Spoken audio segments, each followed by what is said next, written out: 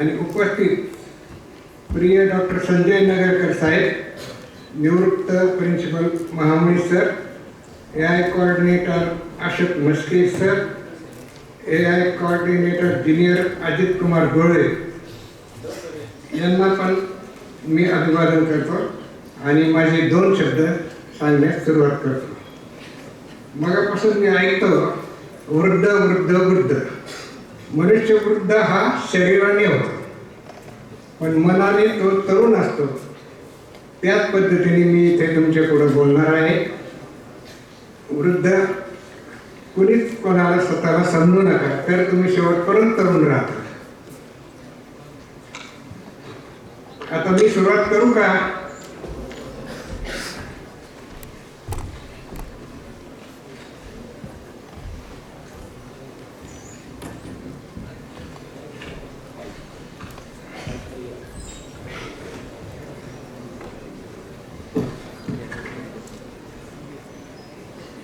कृत्रिम बुद्धिमत्ता.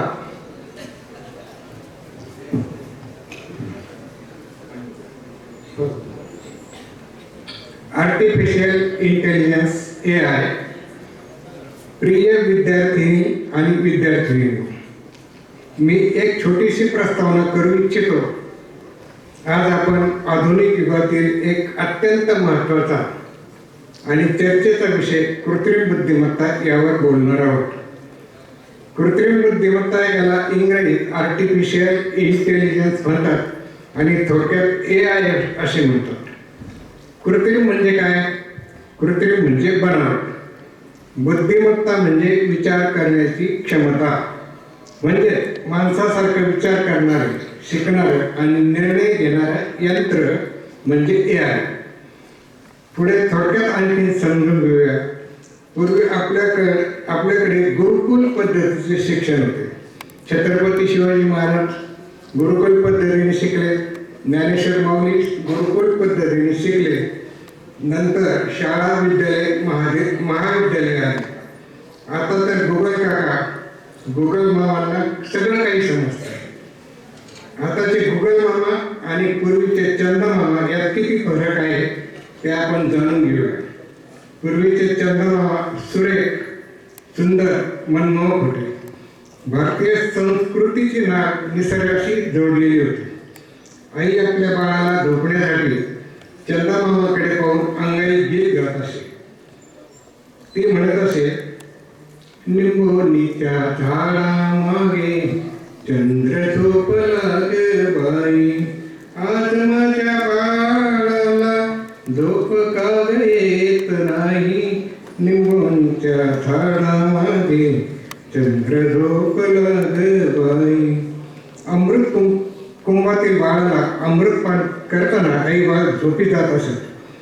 ते स्वर्गीय सुख असे व आहे.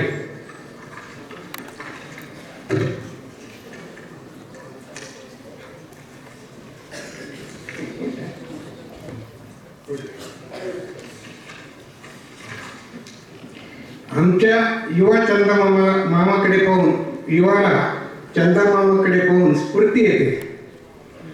चंदमामाच्या सौंदर्यात प्रेयसीचे रूप त्यांना दिसते.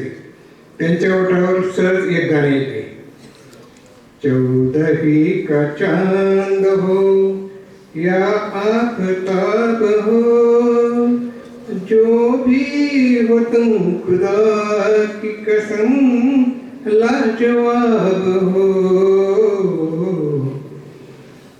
पण आताची गुगल मामा यांना ना रंग ना रूप ते तुम्हाला दिसणारही नाही, पण सांगितलेली कामे तंत बिनचूक करतील. त्यांना भावना नाही, मन नाही. मग प्रश्न असा उरतो की AI म्हणजे काय? आपण मेंदू वापरून शिकतो, लक्षात ठेवतो, चूक करून सुधारतो. हा सगळा प्रकार संगणकात बसवायचा म्हणजे आर्टिफिशियल इंटेलिजन्स.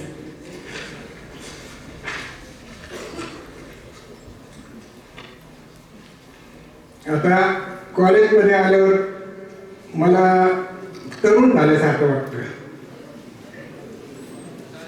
म्हणून मी तरुणांसाठी एक कविता केलेली आहे. तुम्हाला ती वाचून दाखवतो.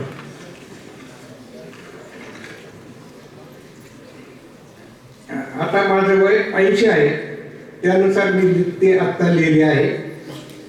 शरीर थकलं, अशक्त शरीर झालं, नसलो तरुण म्हणून काय झालं? तरुण आहे मन, चला म्हटलं सहभागी हो कॉलेजवर. कॉलेज युवक युवतीसोबत होऊन पुन्हा तरुण, रंगू गप्पा गोष्टी तरुणाईसोबत भूतकाळाला विसरून. सांगतो त्यांना गुलाबी इतिहास, प्रेयसीला भेटायला निमित्त मला मिळालं. सापडलेलं तिचं पेन तिला परत करावं, या बहाण्याने प्रेम व्यक्त करावं. मोठ्या हिमतीने गाठलं घर तिचं, मोठ्या हिमतीने गाठले घर तिचं. घर कसलं? तो होता महालच. श्रुते नाचणारा अंगणात होतं कारंजे. आनंदाने माझं मनही नाचत होतं त्या तालावर.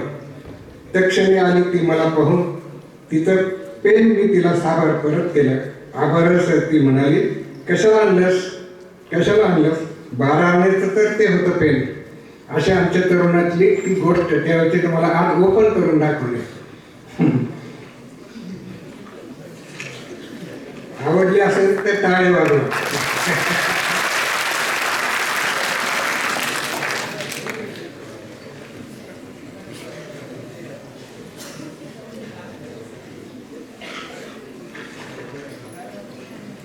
इतिहासात एआयचे 3 प्रकार.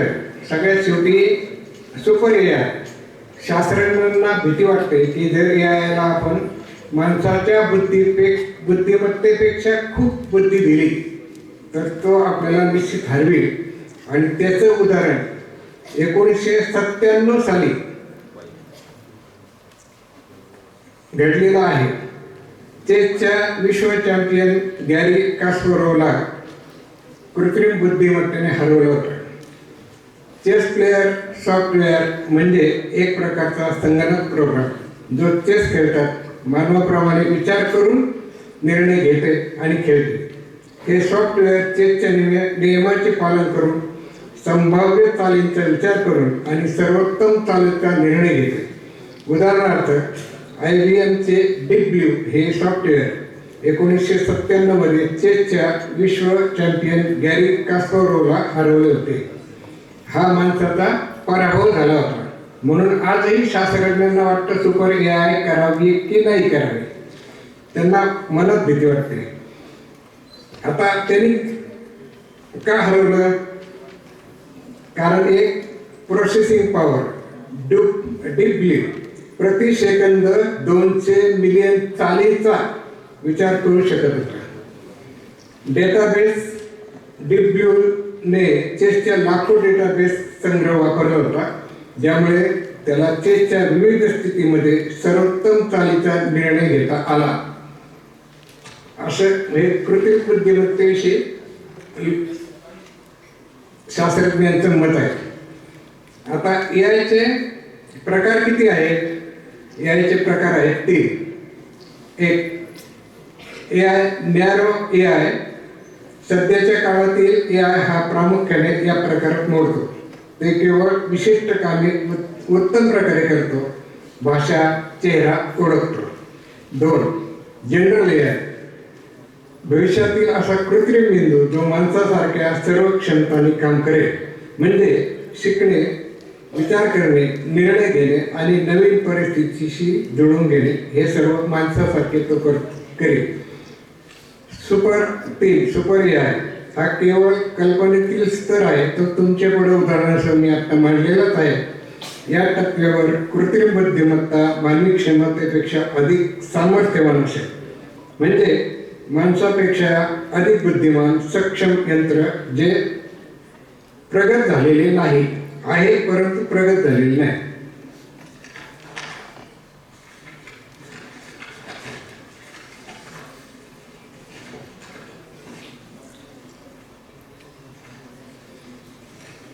चला तर मग आपण एआयचा इतिहास समजून घेण्याचा प्रयत्न करू. एआयचा इतिहास 1950 सालापासून सुरू होत झालेला आहे. पण तुम्हाला मी अभिमानाने सांगेन की एआय आपल्या भारतात ऋषीमुनी सोडा, ज्ञानेश्वर काळ धरू आपण, 750 वर्षापूर्वी ज्ञानेश्वर माऊलींनी भिंत चालवली होती, रेड्याच्या तोंडून वेदही वदवले होते. पण AI 50 सालापासून सुरू झाला. मग कम्प्युटर काय आहे, कृत्रिम यंत्रच आहे ना. मग ज्ञानेश्वर माऊलींनी भिंत चालवली, ती निर्जीव होती. म्हणजे त्या काळापासून आपल्याला ही ज्ञान होतं, परंतु आपण त्यांचा आपण भ्रम निर्माण करून आपला त्यांचंच कौतुक करीत बसलो. पण वस्तुस्थिती आपल्याला स्वीकारायला पाहिजे. आणि त्यापेक्षाही जास्त मी आपल्याला सांगू इच्छितो की संत शिर्डीचे संत साईबाबा यांनी पाण्यावर दिवे लावले. त्यावेळेला जर त्या पाण्याचं संशोधन केलं असतं किंवा झालं असतं तर आपला किती फायदा झाला असता. परंतु आपण तिकडं पूर्ण दुर्लक्ष केलं आणि शांत बसलो. आता आपण याचा इतिहास पाहूया.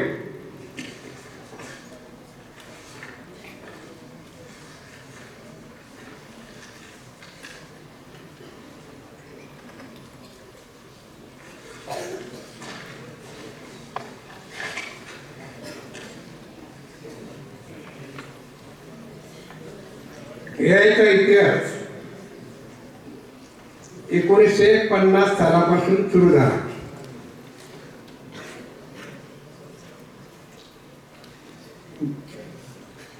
त्यातील काही प्रमुख टप्पे असे आहेत.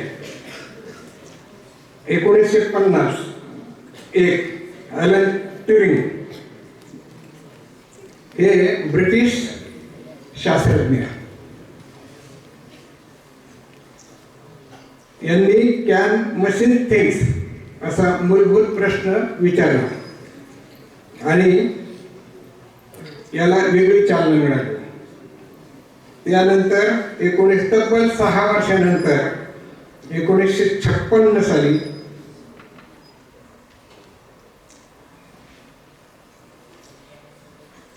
अमेरिकेतील न्यू हॅम्पशायर या अतिपूर्वेकडील देशात हॅनोव्हर शहरातील डार्टमाउथ कॉलेजने कार्यशाळा आयोजित केली होती. म्हणून यायचं ते जन्मस्थळ मानलं जातं. आणि त्या कार्यशाळेत जॉन मॅककार्थी यांनी आर्टिफिशियल इंटेलिजन्स ही संज्ञा प्रथम वापरली. आता तुम्ही म्हणताल किंवा तुम्ही पाश्चात्य लोकांचं गुणगान गातात, भारतामध्ये शास्त्रज्ञ नाहीत का? हो, निश्चित आहे. त्यांची 2-3 नावे तुम्हाला मी सांगतो.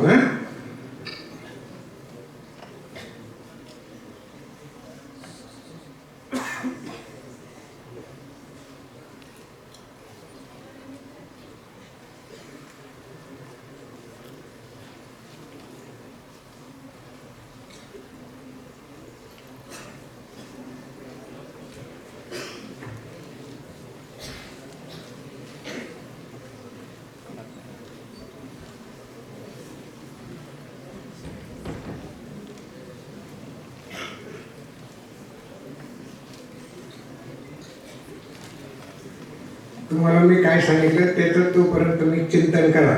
मी आता सांगतो बघा.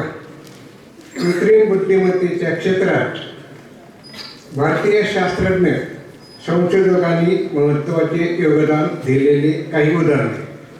डॉक्टर कृष्णन यांनी नॅचरल लँग्वेज प्रोसेसिंग मध्ये काम केलं आहे. भारतातील भाषावर आधारित AI प्रणाली विकसित केली. 2. डॉक्टर माया राधाकृष्णन रोबोटिक्स आणि स्वयंचलित प्रणालीमध्ये संशोधन केलं. 3. डॉक्टर वसुधा व्यंकटेश्वरन यांनी AI मशीनच्या वापरावर संशोधन केलं. आणि अशी कोणतीही व्यक्ती नाही की ज्यांना अब्दुल कलाम यांना ओळखीत नाही. आपल्या भारताचे महामहिम प्रेसिडेंट डॉक्टर अब्दुल कलाम यांनी अंतराळ संशोधनात खूप मोलाचं योगदान दिलेलं आहे. आणि अलीकडे इस्रोचे संस्थापक अध्यक्ष डॉक्टर सोमनाथ यांनी चंद्रावर चंद्राच्या दक्षिण भागात आपलं यान उतरवलं आणि जगात पहिला नंबर आपला झाला. तुम्हाला अभिमान वाटत असेल तर निश्चित टाळ्या वाजवा. आणि चंद्रावर स्वारी करण्यात भारताचा 4था नंबर आहे. आपलं कसं आहे माहिती का, लेट बट टेक काय गेलं उशिरा कळायला, पण शेवटी चंद्रावर आपण पहिल्यांदा गेलो. आपण सर्व पिढी लेट बट टेक आहात, पण निश्चित भारताचं नाव तुम्ही उज्ज्वल करता. एकलव्याला गुरु नव्हता, पण तो स्वतः शिकला. सुदैवाने तुम्हाला इथे सुंदर विद्यालय आहे, ज्ञानी गुणी प्राध्यापक आहेत शिकवायला, नगरकर सरांसारखे मार्गदर्शक आहेत. आणि शिवाय तुमच्या जमिनीची बाजू म्हणजे तुमचे आईवडील तुमच्यासाठी अहोरात्र कष्ट करतात. त्यांना तुम्ही आयुष्यात विसरू नका, त्यांना लांब ठेवू नका, त्यांची सेवा करा आणि त्यांच्या कष्टाचं चीज करून कुठेतरी IAS व्हा, कुठेतरी मोठे उद्योजक व्हा, तर तुम्हाला शेवटपर्यंत सुख वाटेल, आनंद वाटेल. या मताशी तुम्ही सहमत आहात का? अच्छा. आता मी माझी एक कविता लिहिली होती, आरती लिहिली होती संत नरहरी यांच्यावर. त्याला मी आमच्या इथल्या एका स्थानिक माणसाला विचारलं, बाबा तुम्ही मला याला चाल लावून देता का? ते म्हणाले हो, त्यासाठी मला 15,000 रुपये तुम्हाला द्यावा लागते. पण AIने मला फुकटामध्ये ते ज्ञान मला चाल लावून दिली. ती तुम्हाला मी ऐकवतो, बघा तुम्हाला आवडते का. मी कवी आहे, लेखक आहे, म्हणून आरती लिहिलेली आहे.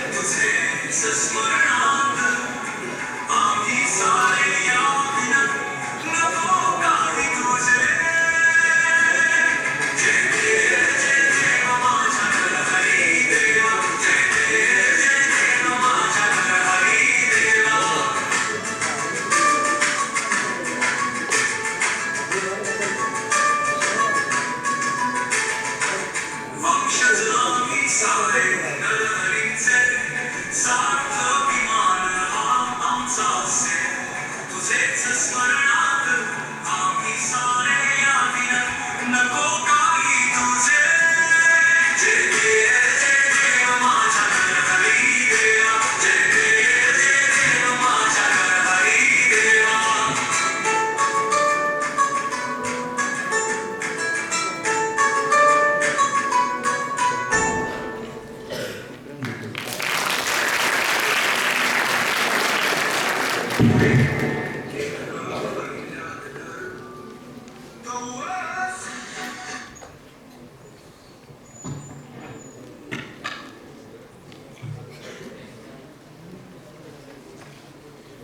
पण 56 सालापर्यंत चाललं होतं ना. 1960 ते 70 या काळात पहिले चालणारे संगणकीय प्रोग्राम आणि रोबोट विकसित झाले. 1890 ते 1990 एक्सपर्ट सिस्टीम आणि प्रगत संगणक प्रणालीचा काळ या अधिक आदर्श स्वरूपात विकसित होत गेला. 2000 नंतर डेटा आणि संगणकीय शक्ती वाढल्याने AI मध्ये क्रांती झाली. Machine learning, deep learning, chatbots, self driving cars यांचा विकास झाला. AI आज वैद्यकीय, वित्त, शिक्षण अनेक क्षेत्रामध्ये वापरला जातो.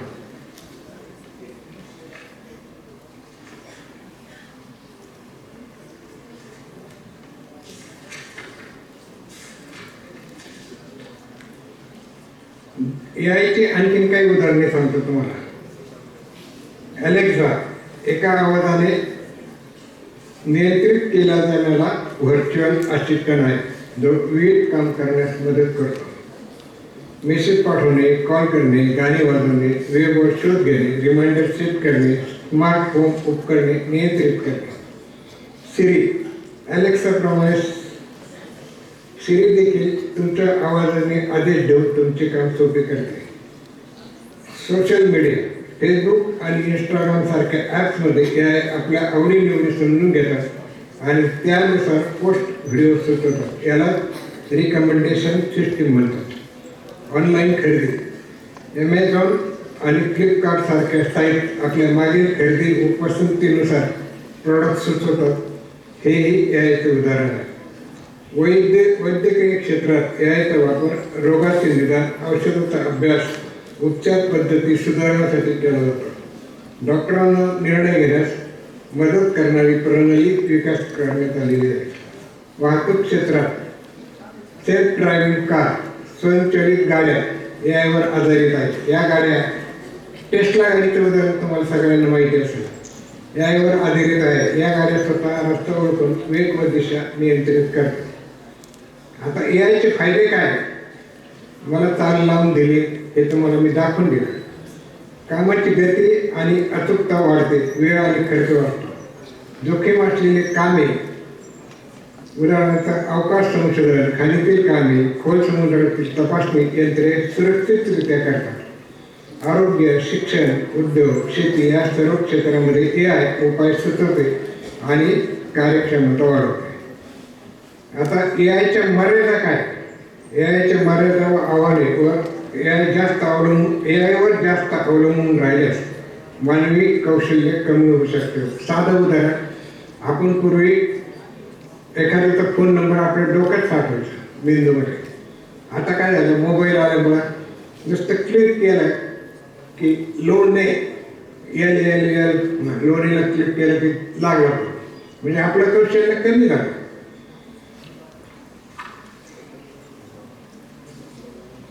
आता अलीकडचे शास्त्रज्ञ कृत्रिम बुद्धिमत्ता म्हणजे सांगतात. प्रसिद्ध शास्त्रज्ञ डॉक्टर अच्युत गोडबोले म्हणतात, कोणत्याही डेटावरून पॅटर्न नियम नमुना शोधणे म्हणजे कृत्रिम बुद्धिमत्ता.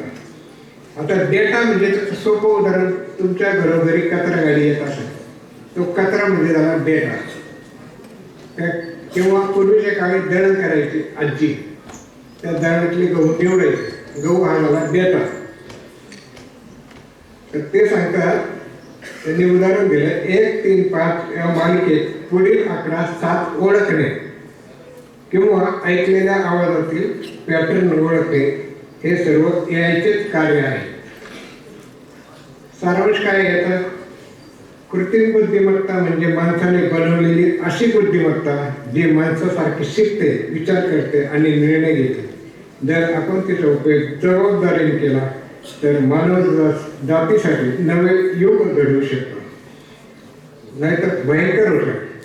पाश्चात्य देशातले एक उदाहरण देत तुम्हाला. आपल्याकडे तिकडे मुक्त संचार आहे सगळं. एक वृद्ध होते ग्रस्त पाश्चात्यामध्ये, त्यांना सांभाळण्यासाठी रोबोट होता. त्यांना तो वेळेवर औषधं द्यायचा, व्हीलचेअरमध्ये बसून फिरून आणायचा, त्यांची करमणूक करायचा आणि ते सदग्रस्त एकदा पार्टीला गेले. त्यांच्याकडे पार्टी म्हणजे किरकोळ आहे. मग तिकडून ते फुल पिऊन आले. आल्यानंतर त्यांनी बेल वाजवली. त्या रोबोटने दरवाजा उघडला. त्याला सांगायचं, त्याला इतका आनंद घालताना रोबोट लावून तो म्हणला आय लव्ह यू असं म्हणण्याऐवजी तो म्हटला यू किल मी. त्या रोबोटने त्याला लगेच मारून टाकला. तर त्याचा तुम्ही सदुपयोग केला पाहिजे. सांगायचं म्हणजे तर तुमचं ठीक. नाहीतर तुम्हाला ते वरदान आहे.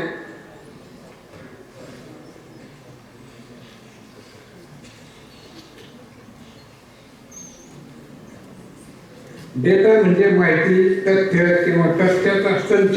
डेटा विविध रूपात असू शकतो, जसे की आकडेवारी, मजकूर, प्रतिमा इत्यादी. डेटा कागदावर, संगणकावर किंवा इतर माध्यमावर संग्रहित केला जातो. उदाहरणार्थ या कॉलेजमधील विद्यार्थ्यांची नावे, त्यांच्या गुणांची यादी. डेटा संख्यात्मक असतो, आकडेवारी किंवा गुणात्मक असू शकतो. या डेटाचे विश्लेषण करून आपल्याला विविध माहिती मिळते, जे निर्णय घेण्यास मदत करते.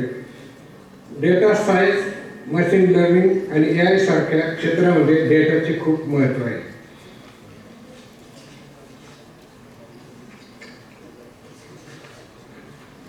आता दुसरे डॉक्टर वालावकर जे आहेत आपल्याकडे सध्या, ते म्हणतात कृत्रिम वस्तूने दर्शवलेल्या बुद्धिमान वर्तनास कृत्रिम बुद्धिमत्ता, आर्टिफिशियल इंटेलिजन्स AI म्हणतात. ही कृत्रिम वस्तू साधारणतः संगणक असते. या AI म्हणजे अशी यंत्रणा ज्याला मानवी बुद्धीची आवश्यकता असते. या कार्यामध्ये खालील गोष्टींचा समावेश होतो: शिकणे, तर्क करणे, समस्या सोडवणे, नैसर्गिक भाषा समजून घेणे, नवीन माहितीशी जुळून घेणे.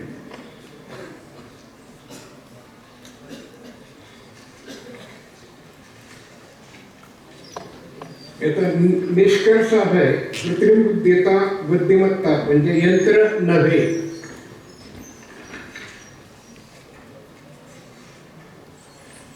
तर मानवी बुद्धिमत्तेचा विस्तार आहे. तो योग्य वापरला तर मानव जातीसाठी वरदान ठरू शकतो, पण बेफिकीर वापर केला तर ते मोठे आव्हानही ठरू शकते. म्हणूनच तंत्रज्ञानासोबत नैतिकता, जबाबदारी आणि मानवी मूल्ये जपणे आवश्यक आहे. अशी उपाधी मिळालेल्या आवश्यक आहे.